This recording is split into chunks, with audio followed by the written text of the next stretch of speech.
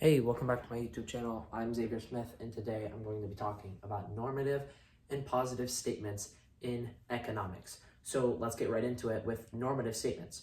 So a normative statement is anything that's like an opinion. It can't be tested. So in my example, it was like income taxes should be reduced, right? The government should reduce income taxes. Well, should, right? That's clearly an opinion. Then there's positive statements, which is anything that can be tested, right?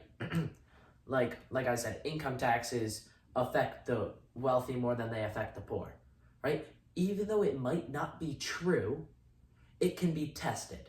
Like you can find a way to test it.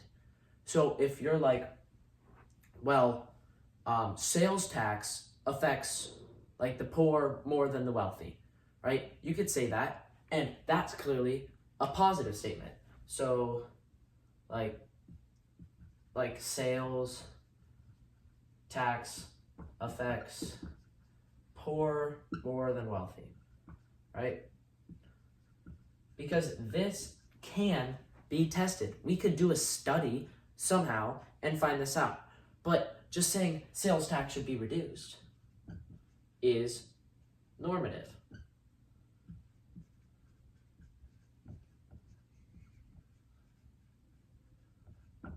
Like, because this word should here, that can't be tested.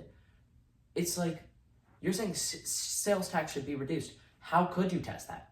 You can't, because the word should. You could say, like, do people think sales tax should be reduced?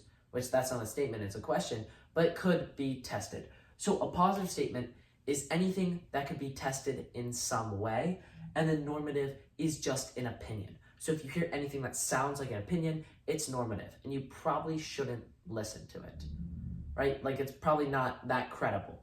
But a positive statement's just saying, hey, this is what's happening, and even if it's wrong, right? Like what they say, like here, sales tax affects poor over the wealthy, like even though it could be wrong, they're like, even if it's wrong, it's still called a positive statement because it can be tested.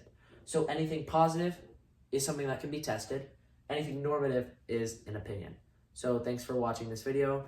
Please leave any questions down in the comments and subscribe if this was helpful. Thank you for watching.